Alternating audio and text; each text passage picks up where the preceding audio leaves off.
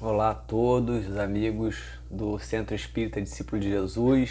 É uma alegria a gente estar aqui para poder conversar um pouquinho na celebração do aniversário do livro O que é o Espiritismo, que para mim é um livro fantástico, especialmente é um livro que eu gosto não somente de ler, mas eu já deixo aqui minha dica, é um dos livros que eu mais gosto de escutar com audiobook. Eu não sei, existe uma versão aí, eu tenho essa versão, e principalmente a primeira e a segunda parte, né? As três primeiras partes, que é uma primeira parte na verdade, do diálogo Kardec com o crítico, com o cético e com o padre, como é um bate-papo muito gostoso, escutar é maravilhoso. Você repassa ali por uma série de informações muito importantes, né? Então eu gosto muito de ouvir. Já ouvi algumas vezes. A outra parte que, inclusive, que a gente vai tratar aqui hoje, né? Que envolve mais a parte de perguntas e respostas e um estudo sequenciado assim dos princípios fundamentais do Espiritismo, aí já é mais complicado na parte de audiobook, eu considero, porque fica muita informação diferente o tempo todo, né? Como ele é um bate-papo numa linha de tempo assim, sequenciada, eu gosto bastante. Então fica aí, primeiramente, a minha dica. E que você aí, nesse momento que está ouvindo essa palestra, essa conversa, né? Que a gente seja abençoado aí, que Jesus nos inspire, que o nosso anjo da guarda possa estar com a gente, porque a gente chega a esses momentos aqui de busca por uma troca de informação, uma conversa, uma palestra, exatamente com esse objetivo de nos iluminar, né? E nos iluminar com essa busca pela religação com Deus que a gente tanto anseia. Então que, se algo puder aqui ajudar a gente nessa caminhada, que assim seja, e que todas essas forças, todas essas energias que convergem para o bem possam estar aqui com a gente. O que é o Espiritismo, né? É um livro fantástico, e eu gostaria de dar um destaque aqui sobre o papel pedagógico dele na construção do Espiritismo. Talvez outros colegas já tenham falado aqui durante essa sequência de estudos que a gente está fazendo, né, na Casa Espírita, mas eu acho aqui importante a gente relembrar que esse livro ele sintetiza um desejo de Kardec de ser mais eficiente na resposta de cartas. Ele recebia milhares de cartas de vários centros espíritas, e não só centros espíritas, pessoas interessadas no espiritismo ao longo do mundo, né?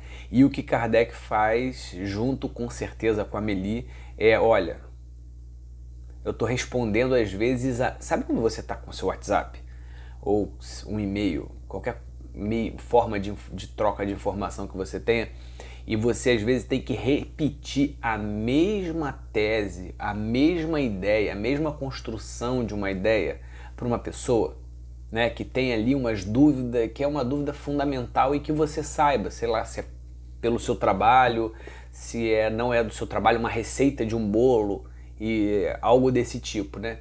E naquela época você não tinha facilidade de copiar e colar, né, como a gente tem hoje nos computadores, nos celulares. Então, o que Kardec faz? Ele fala, cara, eu estou respondendo a mesma questão várias vezes. São questões de pessoas que não acreditam em hipótese alguma no Espiritismo. São pessoas que gostariam de até conhecer, mas têm muitas dúvidas, e dúvidas reais. E tem religiosos que falam que a gente é o demônio. Como é que a gente faz? Não, vamos reunir essas principais dúvidas. E eu vou escrever uma espécie de diálogo com essas pessoas. Então ele escreve o diálogo com o crítico, com o cético e com o padre. E depois ele vai passar pelos fundamentos principais, as consequências fundamentais do que representa estudar do que representa o Espiritismo, né? Quais são os princípios fundamentais do Espiritismo. E aí depois ele vai passar por essa parte do capítulo 3º que a gente vai chegar aqui hoje, que são as soluções de alguns problemas pela doutrina espírita, né? É importante a gente ressaltar, né, que desde o início da filosofia, desde os pré-socráticos aos socráticos, a questão da existência ela é uma coisa que incomoda a galera, né? O fato de olhar para o meio em que a gente vive, né? Tentar entender o meio que a gente vive e perceber que existe uma complexidade nesse meio que a gente vive. Existe um universo, existem estrelas, existem galáxias, existem... É claro que naquela época não se tinha acesso a todas essas coisas, mas os gregos olhavam muito para o céu, né? Quem assistiu o Cavaleiro do Zodíaco sabe muito bem, né, que os signos, né, os posicionamentos das estrelas, está intimamente ligado com essa cultura. Então eram pessoas que olhavam muito para o céu, né, na busca de entendimentos, e olhavam muito para o céu, inclusive, porque não tinha luz elétrica, né? Então você imagina que depender de fogo o tempo todo nem sempre era fácil. Então acabava que o céu se tornava uma referência não só na navegação, mas no tempo todo que eles tinham essa disponibilidade de se deparar com o escuro. Então as luzes se destacam, né? Então, não só olhar para isso, mas olhar para a natureza onde estavam mais próximos a eles e se debruçar sobre essas complexidades. E uma dessas complexidades que Sócrates vai abordar como ninguém é a questão da existência da alma, né? A questão da existência de algo que transcende. Inclusive, Sócrates vai abordar a comunicabilidade dos espíritos. Daí no Evangelho segundo o Espiritismo a gente vê lá aquela informação, né, que Sócrates e Platão são os precursores do Espiritismo, né? E aí Kardec vai trazer uma série de passagens de Sócrates e de Platão para ver como que tem sintonia entre o que o Espiritismo traz e o que eles falam, né? Então, antes da gente mergulhar um pouquinho nessa relação socrática, esse capítulo especial do que é o Espiritismo, ele já começa falando sobre algo que esses filósofos também vão ajudar muito, né? Que é a pluralidade dos mundos, né? A pluralidade dos mundos habitados. Esse fato de olhar para o céu, de compreender a transcendentalidade, a nossa efemeridade quando comparado com a criação, é algo que sempre vai angustiar a humanidade, sempre vai angustiar os pensamentos humanos. Então, nessa contextualização, o Espiritismo ele vem trazer algo diferenciado quando comparado às outras religiões, né? Ele vai dizer que todos os mundos eles são habitados. Eles não só são habitados, mas como os habitantes desses mundos, eles podem migrar. E esse processo de migração entre mundos, ele não se dá através de uma espaçonave, ele não se dá através de um disco voador necessariamente. Pode acontecer, hein? Pode acontecer, mas esse daí são os casos mais raros, porque é muito mais fácil você transladar, você na verdade se transportar de um mundo para o outro num estado menos dependente da matéria, né? Que é o estado espiritual. Então, espíritos eles migram entre os mundos de acordo com o seu estado evolutivo, né? Então nós vamos ver lá no Evangelho segundo o Espiritismo e aqui também nessa passagem que os mundos eles evoluem. E os mundos evoluem proporcionalmente à evolução dos seres que habitam esse mundo. Então, os homens, as mulheres, os seres encarnados no planeta Terra, que fazem a sua experiência e conseguem avançar além do estado que o planeta Terra hoje se encontra, que é um mundo de expiações e provas, ele migra para um outro planeta correspondente com o seu estado evolutivo, né? Nem sempre, né? Temos aí o caso do nosso querido Bezerra de Menezes, que opta em manter-se na Terra para contribuir com a evolução daqueles que aqui estão. Porém, também, no momento que todos os espíritos que habitam esse planeta entram dentro de um estado evolutivo mais avançado, esses espíritos mudam o estado da evolução desse planeta, que é o que a gente está vivendo hoje, né? Saindo do mundo de expiações e provas e entrando aos poucos no mundo de regeneração. né? Onde a dor não mais será tão necessária para o nosso processo evolutivo.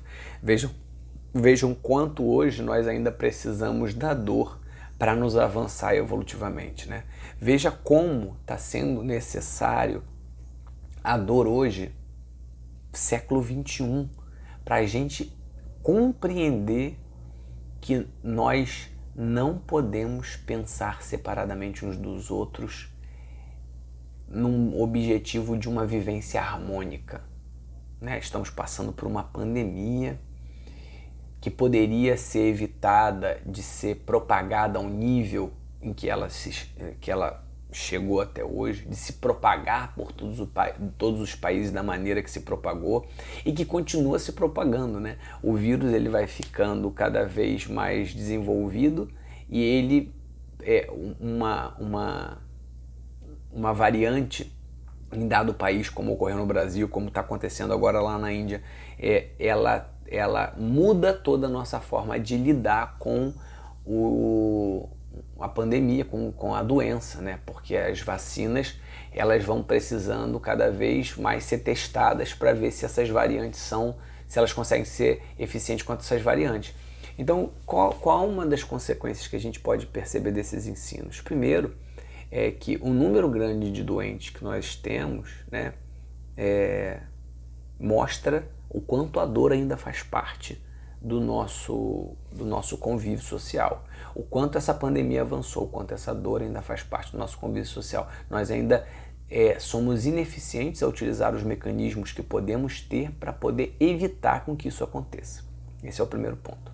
O segundo ponto é que a gente vê na nossa volta, cada um de nós temos amigos, parentes e etc e tal, que percebem que tem um grau de indiferença para a doença e que essa indiferença ela tende a mudar a sua característica quando tocado na pele, quando o apelo sensorial, quando a dor sensorial mais materializada possível, ela grita aos seus olhos, aos seus ouvidos, à sua pele. E aí você tem uma mudança de pensamento, uma mudança de lidar com a doença, né? Isso mostra o quanto nós somos ainda seres materializados, materialistas, né?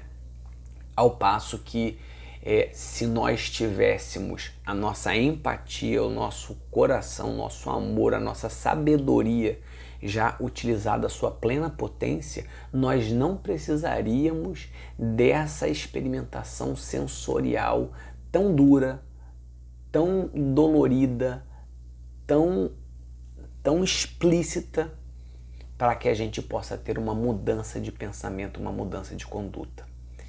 Então essa é a característica dentro do contexto da pluralidade dos mundos habitados, do mundo de expiações e provas, né? Nós somos ainda muito relutantes, muito rebeldes em mudar a nossa característica de pensar.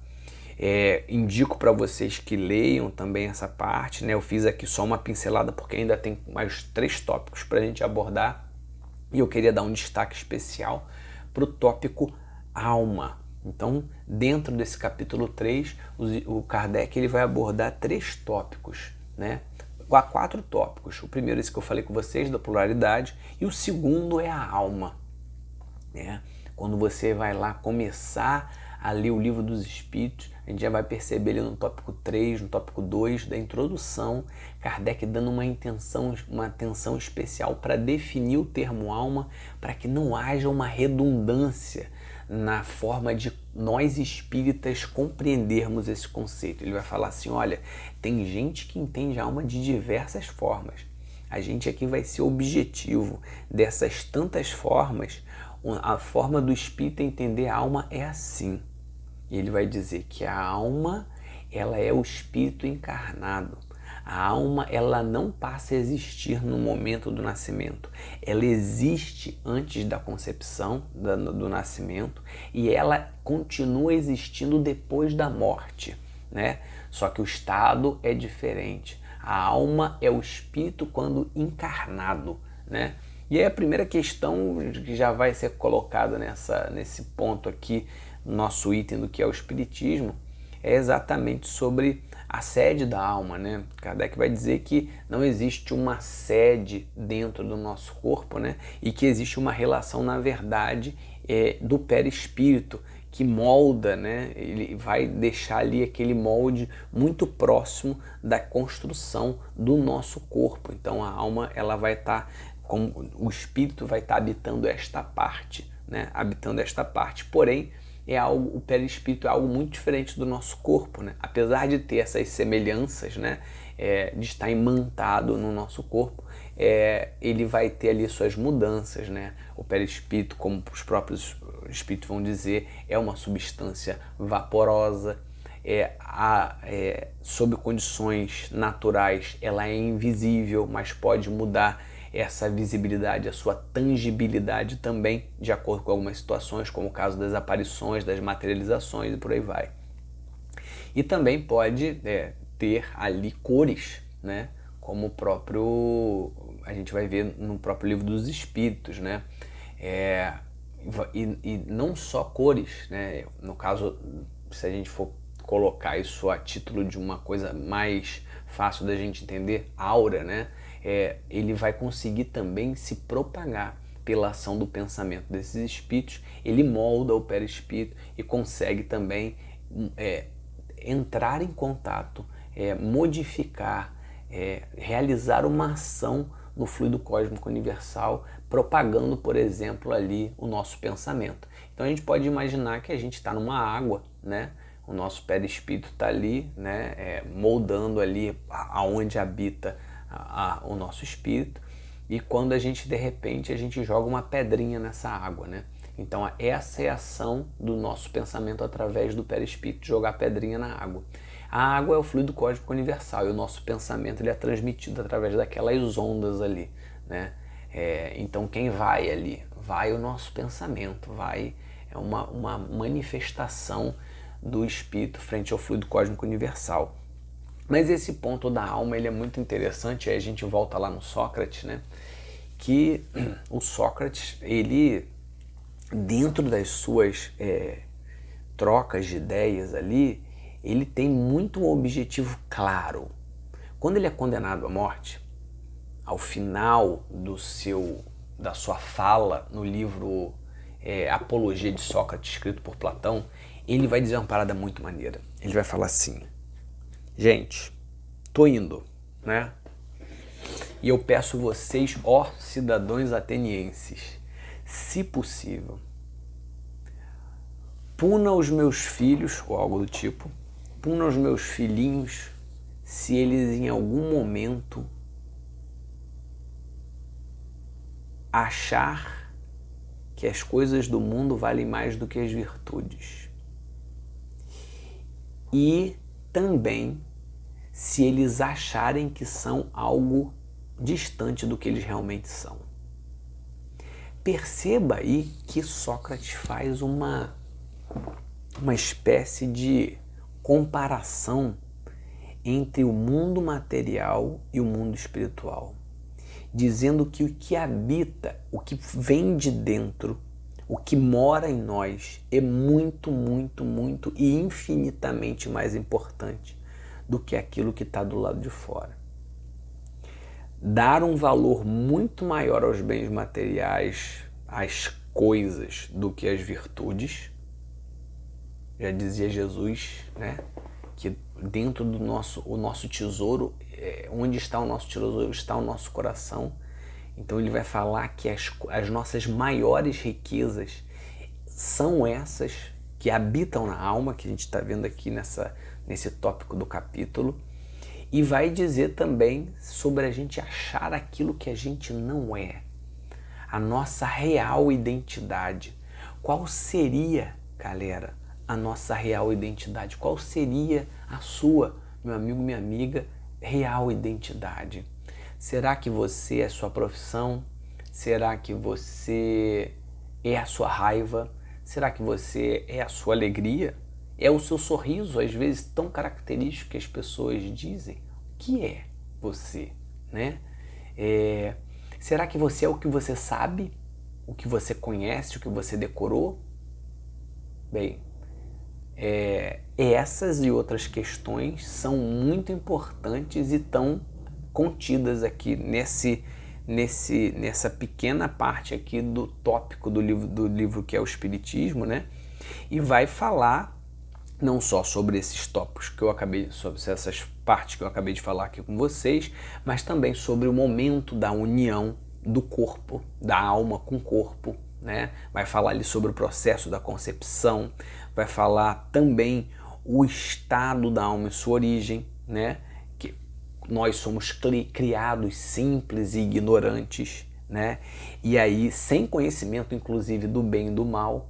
E ali ele dá pra gente o princípio evolutivo, a capacidade que nós temos de participar da nossa própria criação, sermos criadores de nós mesmos, né? Essa é uma parte fantástica que dá a nós o patrimônio de participar de uma construção ao lado de Deus, que é a nossa própria construção. Então, nós que temos hoje a possibilidade de olhar para nós, né? E, como Sócrates disse, entender que ainda nós nos identificamos com aquilo que realmente ainda não é a gente. A gente reconhece, a gente às vezes acredita que é a própria profissão. Ontem eu estava com uns amigos, né? Tava eu, Rosália e Denis Soares, gravando o podcast Lente Espírita, né? E eu lembrei de um caso de uma amiga que falou assim uma vez: eu tenho medo do que eu vou ser depois que eu aposentar, porque eu me reconheço como geóloga. Aquilo ali para mim foi um ensinamento muito grande, porque, veja, isso nós também vivemos. O Denis falou assim, a gente acha que é o time de futebol, né? A gente acha que é um representante do Flamengo, do Cruzeiro, do Botafogo, do Fluminense, para não deixar a Rosália de fora, do Vascaíno, para ninguém se sentir triste. E nós achamos às vezes que nós somos o time e defendemos ali com unhas e dentes. A mesma coisa da geologia, defendemos aquela tese com unhas e dentes, né? Eu sou geólogo e essa minha amiga também. E aí, na verdade, a gente percebe que... E se não houvesse time de futebol? Se de repente acabasse o futebol da noite pro dia? Você deixaria de ser você? E se de repente não tivesse mais geologia, ou se fosse para um planeta, não sei, que é só gás, não sei se é espírito, não tem matéria, e aí como é que faz? Ou se você simplesmente se aposentar e o seu serviço não ser mais útil, eu deixo de ser geólogo, ou vou fazer alguma outra coisa, ou utilizar esse conhecimento para poder aplicar em outra questão, mas o fato é que geólogo não sou eu, né? Exerço uma função de geólogo hoje e de alguém que torce pro Botafogo. Vocês veem até que eu não tenho tanto estímulo para poder criar identidade como um time, né? Pois bem, não vamos entrar aqui nesse assunto. O fato é que esse encontro com a nossa identidade, por mais primária que ela seja, ela é fundamental e ela é uma das maiores belezas da sua vida, da minha vida, da nossa vida. Quando você identifica uma dificuldade muito grande em você, uma limitação muito grande em você, abraça ela com muito carinho, porque aquilo ali é Deus dizendo assim, é você que tem que subir esse degrau. Tá vendo? Você vai ser responsável por construir essa parte. E eu, como pai, tô aqui do lado, da mesma forma que um pai e uma mãe vai estar ao lado da criança nas primeiras tentativas dela subir um degrau de uma escada, porque nesse momento de subir um degrau de uma escada, amparo é necessário para que a dor não seja aquela que tem a capacidade de machucar demais. Algum machucado ali é cabível, porém não é um cabível que significa que a misericórdia de Deus está de olhos fechados. A misericórdia de Deus, ela atua o tempo todo na sua paternidade em relação a nós. E para a gente continuar, o próximo tópico é exatamente o homem, né, o ser humano durante a vida terrena. Então Kardec já falou sobre a pluralidade dos mundos habitados, ele vai falar da alma, ele vai falar do homem durante a vida terrena, e o último tópico também é falar sobre o homem ou o ser humano depois da morte. Então, durante a vida e depois da morte. Durante a vida, né, nós temos uma série de fatores importantes a serem considerados aqui, né? O primeiro é sobre a questão da união da alma com o corpo, né?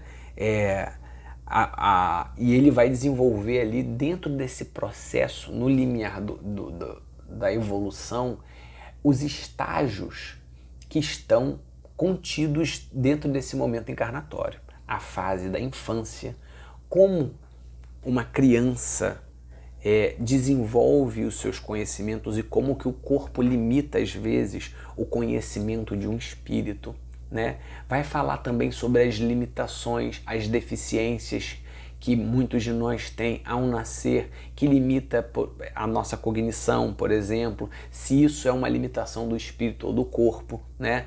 Naquela época, o termo utilizado para isso era idiotia, né? Mas hoje nós sabemos que são alguns tipos de deficiência, né? Que não fazem de ninguém diferente de ninguém, porque o espírito que ali habita é um espírito como todos nós, mas existe um processo pedagógico construtivo por detrás. E aqui não é uma apologia à dor, às deficiências e tudo mais.